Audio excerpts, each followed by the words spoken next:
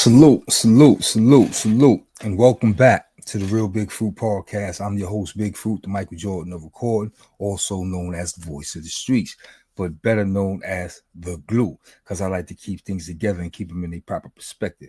How y'all doing out there? This is episode 2 of the LG Fort Greene NA Rock Bedstuy story. Yes, this is the series. This is episode 2. Episode 2, Respect the Jooks, the heist that started it all. The year is 1989. We back in LG. We back on NA Rock. We back in Fort Greene. We back in Bedstuy. Like I told you, in 89, early 89, late 88, early 89, Killer been bailed out for Rackets Allen, and Polite beat that body when he was laying up for Ron K body. You know what I'm saying? Rest in peace to Ron K. Rest in peace to Killer Ben, and rest in peace to Polite. But Killer Ben bailed out. Polite beat the body. They back on the street. Now, I'm telling you, son, these dudes was kids, man. I keep telling you, these dudes was kids. They was 16, 17, 18 years old. These dudes wasn't yet 21 when he was moving and grooving the way they moving. Their names was bigger than their age. Trust me, man. I'm telling you. So anyway, they link up. They foil the plot.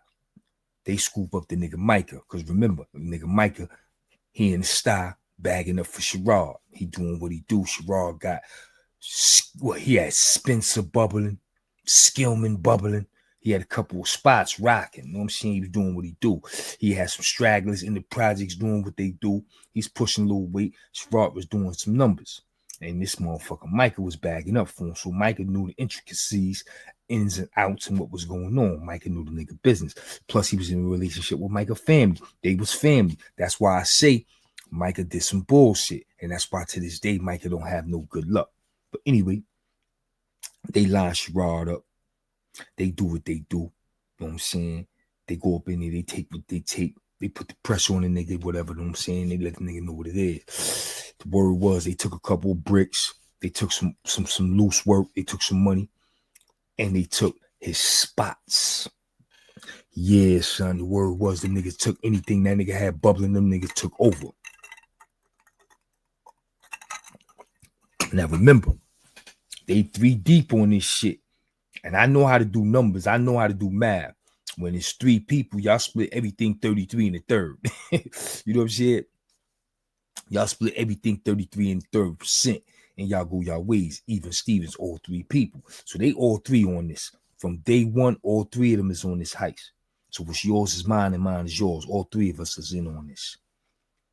They pull that shit off. They take all the work, all the money, take the spots. Now the nigga Sherrod got to get low. That shit is bubbling in the hood. Niggas know what's going on because they see Polite Micah moving and shaking. They see Ben coming through every now and then. So niggas is talking. Niggas is whispering. Yo, what the fuck is going on? Sherrod got low. Sherrod disappeared. You know what I'm saying? The heat was on.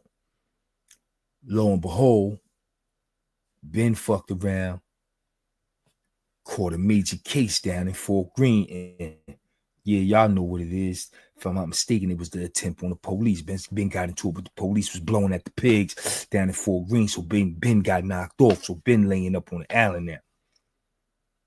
Polite Mike is still out there, but they doing what they do. Remember, they took this nigga money. They took this nigga work. They took this nigga spots. They got to keep applying the pressure. Let this nigga know he not getting nothing back. So I think they ran into the nigga one time and they fired a shot on the nigga. Backed out on the nigga and fired a shot at the nigga. Made him leery or whatever. Now, Sherrod, like I told you, he not that dude. He not that dude, son. He not that shoot him up, bang, bang nigga, man. He not no problematic nigga. He don't want no smoke. He just want to get money. You know what I'm saying? So that was a very uncomfortable position for him. Plus, y'all niggas is off the chain. Polite was off the chain at the time. So Sherrod had to do what he had to do. He had to seek help. You know what I'm saying? But it wasn't no real help down the way at the time until the big homie Bush came home. Yeah, y'all gonna hear a whole lot of names in this series, man. I keep telling y'all, this was a movie. This was a movie. So now the homie Bush come home. Bush get wind to what's going on. So Bush like, yo, I fucks with Mike and Polite them niggas. Let me talk to them niggas. So Bush stepped in the middle of that shit. He talked to them niggas, told them niggas raise up off the nigga. They was like, nah, son, that nigga whatever it's gonna be, it's gonna be. Bush like, nah, chill, leave that nigga alone. That's my people. So them niggas bowed out gracefully. You know what I'm saying? On the strength of the nigga Bush, we gonna leave the nigga alone. Bush fucks around and catch a case out of 10. Yeah, Bush got pinched in 89, right? As soon as he came home. So Bush fucked around and get pinched in 89 in Connecticut. That's when he got expedited back to New York and did that violation. He was up in Southport. You know what I'm saying? He got cut in his face. You know what I'm saying? Yeah, all this is history, son. So Bush fucks around, catch the violation. Sherrod back out there by himself. These niggas still applying the pressure. You know what I'm saying? They applying the pressure. So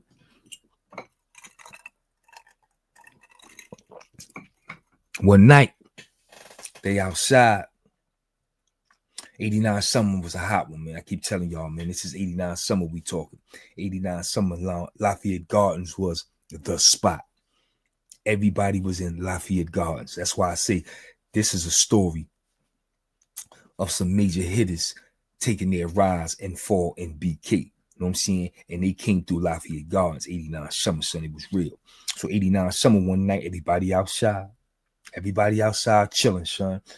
Everybody outside. The Gabbana girls is out there, 4, 5, 6 deep. All of them out there. Tawana, you know what I'm saying? Tracy from Nostrand Avenue. You know what I'm saying? They all out there. The homies is out there. Miz is out there. T-Rock is out there. Top out there. Sherrod out there. The shorties is out there. We in the background watching this shit. Because 89 summer was a movie. You know what I'm saying? If your mom's made you come in the crib, you're going to miss something, homie. You're going to miss something. So you better break day. You better be out here because it's going down. Every New York minute, something went down in Lafayette Gardens, 89 summer. So everybody's out there. Now Polite had the creep game, son. I don't know too many niggas who could creep like Polite. Polite used to creep up and pull up on the scene and you don't even know he there. You know what I'm saying? I witnessed him do that shit in the basketball tournament. He creeped up on a nigga in 86 and blasted a nigga whole leg off at the projects at the Sullivan Smith basketball tournament. He creeped up on the nigga. The nigga didn't even see him standing there. So this night, he creeped up on niggas because Sherrod was in the mix. Everybody out there chilling. Sherrod out there chilling. He don't want no smoke. He ain't looking for no smoke. But he on scene. And I guess Polite and them niggas was looking for the nigga. Polite crept up on niggas. Niggas ain't see Polite pull up on no car, park it, walk through the projects. Niggas ain't see none of that. Niggas just turned around and Polite was on the scene with his gun in his hand. Yo, what's poppin'? Niggas was like, oh shit. Everybody was like, oh shit, off guard. Couldn't nobody pull out, back out or nothing. He had to drop on niggas. And he was like, yo, let me press this nigga Sherrod. Everybody like, yo, chill, leave the nigga alone. He like, nah, fuck that. You know what I'm saying? Then the homie Miz tried to say something. He told Miz, yo, this shit ain't got nothing to do with you. Leave that shit alone. Ooh, ow, ooh. You know what I'm saying? He told T-Rock and them niggas shit ain't got nothing to do with y'all. It's about this nigga. And in the midst of that shit, son, he fucked around and threw a shot. Polite threw a shot. So now everything go crazy. Everybody running, screaming shit. Miz fucked around, backed out. T-Rock backed out. But Miz backed out and Miz started chasing the nigga. So Polite and Miz going at it. Polite running, shooting back. Miz shooting at the nigga. And niggas is trying to figure out which way this nigga running because we never saw the nigga Polite pull up. Remember, I told you he creeped up on niggas. He just pulled up. So niggas is wondering what cars he running to. Where the fuck is he going? But he ain't running no whip. He ran down Franklin Ave, and when that nigga hit Lafayette, son, the homie pulled up and scooped him up on the bike. Yeah, the little homie out of Marcy, the homie Tata. Yeah, that Tata, son. Yeah, these street roots run deep, son. Yeah, we talking about Tata. Shout out to Rock Nation. Yeah, Tata came through, scooped the nigga Polite up on the bike. Polite peeled off. So now this shit is hot, son. Because he done threw shots at Sherrod, scared him all the fuck up. Now he done threw shots and Miz done got involved. T-Rock done got involved. Top done got involved. And these niggas is on the come up right now. These niggas is applying the pressure over here in LG as well as Bedstuy. This is going to be a good one. This is going to be a good one. So everybody sitting back with they popcorn waiting for this movie to go down. This shit is hot. I'm telling you, son, this shit is hot. Real hot. You know what I'm saying? The Jooks was not being respected. You know what I'm saying? Polite, them niggas was putting that pressure on that nigga Sherrod. And Sherrod was not trying to comply, I guess. He was like, yo, leave me the fuck alone. Y'all took what y'all took. Just leave me the fuck alone. I'm trying to get money. Bad enough, I got to start over. But them niggas was applying that pressure. I don't know if he was still willing and dealing in the spots. I don't know what it was going. But they kept applying the pressure. on 2 good different occasions. They fired shots at the nigga. And he ain't fired back. He ain't want no smoke. But now he done got these other niggas involved. So this shit about to go down. Everybody on point. Niggas walking around LG on pins and needles. The projects is quiet. Quiet. Everybody on point. Don't know when shots gonna get thrown, when a nigga head gonna get taken off. This shit is quiet out here. You know what I'm saying? Wise still doing his 1-2. And Wise don't know which way to lean because Wise fucks with Polite. You know what I'm saying? Wise no shit, bro. He like, yo, this shit crazy, bro. Wise playing this position and he getting money. But at the same time, Wise and Miz was cool. Wise and Miz used to be rolling around too deep in the Batmobile, creeping and shit like that. Wise and Miz was all right. So Wise was kind of caught up in the middle of this shit now. So one day, me and Wise walking down Decal. And as we walking down Decal, we see motherfucking Knowledge, rest in peace, Knowledge, KB, Mr. C, brother Knowledge Born. We see Knowledge pull up in the hoopty. And when Knowledge pull up, motherfucking Micah and Polite pull up behind him. Micah had to be and Polite had the sidekick. They pull up behind him. They 3 deep cars back to back on the corner of DeKalb and Lafayette. Remember, I told you, Micah, Polite, and motherfucking Sherrod, all Bedford Avenue boys. So this is home for these niggas. They pull up. And when they pull up, as we walking down the block, we see them pull up. We walking towards them and shit. Out of our peripheral, you can see motherfucking Miz, T-Rock, Top, and Sherrod coming out of Sherrod building on Bedford Avenue. It's about to go down, son. It's broad daylight on a summer day. Wise like, yo, be on point. I'm like, oh shit, it's about to be a movie. Everybody spreading out. Everybody gripped up, but they got to talking. And let me tell you something, son. Out of all them dudes, all them niggas was shooters, all them niggas was hitters. Knowledge Born was just stupid. You know what I'm saying? Rest in peace. No disrespect to him. Knowledge Born was just stupid. He'll let it go. You know what I'm saying? That's Knowledge Born for you. Old funny ass motherfucker. Knowledge Born will let it go. You know what I'm saying? Micah, you scared Micah enough? Micah will bust a shot. Polite gonna put that in. You know what I'm saying? Then you had Miz. Miz gonna shoot first, ask questions last. Then you had Hamo, rest in peace, homie. Then you had T-Rock and Top, who will both put it in. But you had T-Rock, who was the gangster and the gentleman. Yeah, man, tall, light-skinned, pretty boy, bow-leg nigga, man. He was the gentleman. He was always a gentleman. So whenever shit hit the fan, everybody was always ready to shoot, but T-Rock was the one always willing to talk. Iron shit out. Give a nigga a second chance. Don't hurt a motherfucker. Don't throw no heat to what we trying to do. Let's get money. T-Rock was that nigga every now and then. So T-Rock got to talking.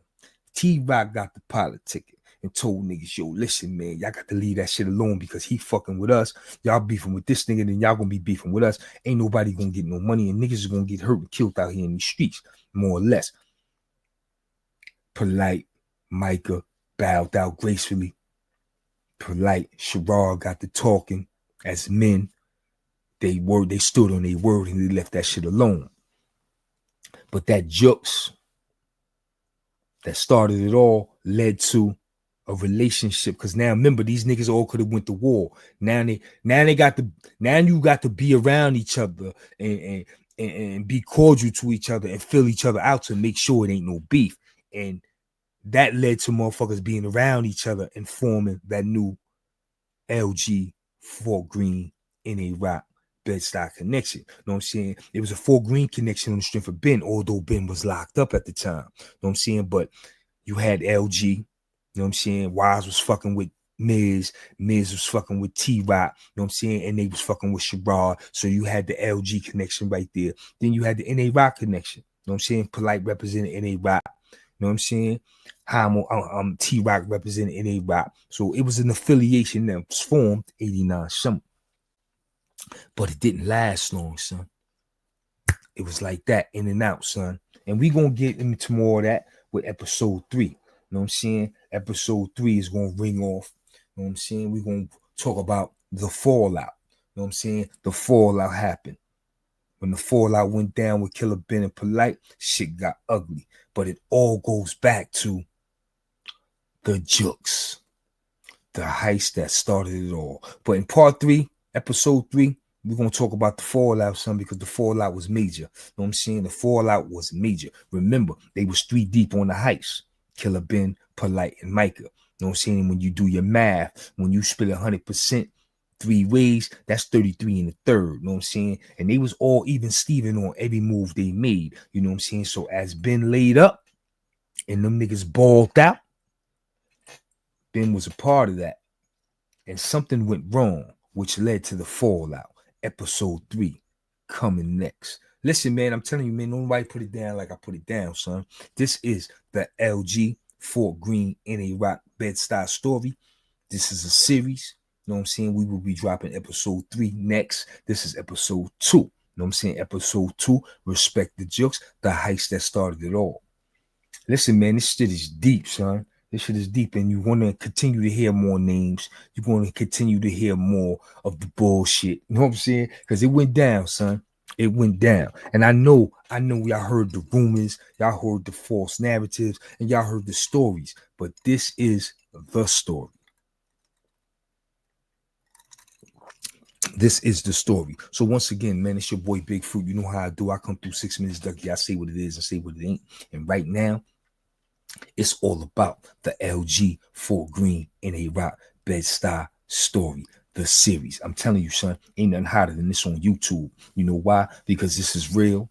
This is true stories. These are facts. And these hitters and these names that's being dropped, niggas can't carry their jock straps, son. These was the real deal. These was the real movers and shakers. These are the dudes that niggas rap and rhyme about. These are the dudes that niggas make movie skits and movie roles about. I'm telling you, I was there amongst this shit. I was a shorty. Ain't had no business out there, but I was out there. But more importantly, they were shorties, son. 1989, we in the year 89 with this story. 1989, all them dudes was 21 years old or less. A few of them might have been above 21, but the majority of them were younger than 21 years old, son. And they were living the life of rock stars in New York City. You know what I'm saying? They was running around looking like the rappers look like today. That's what they looked like back then. And they weren't rapping, son. They was in the streets. They was outside. They was doing what they had to do, put them diamonds on their neck. And they was doing what they had to do to keep them diamonds on their neck. It was real. It was real. But listen, man, it's your boy Big Fruit. You know how I do. 6 minutes, Dougie. I come through, say what it is, say what it ain't. I had to deliver y'all episode 2 because I see y'all burning episode 1 up. I ain't going to play with y'all. I ain't going to keep y'all waiting. I'm going to just keep dropping episode after episode to keep y'all entertained. Until next time, y'all know what it is. It's your boy Big Fruit. Salute.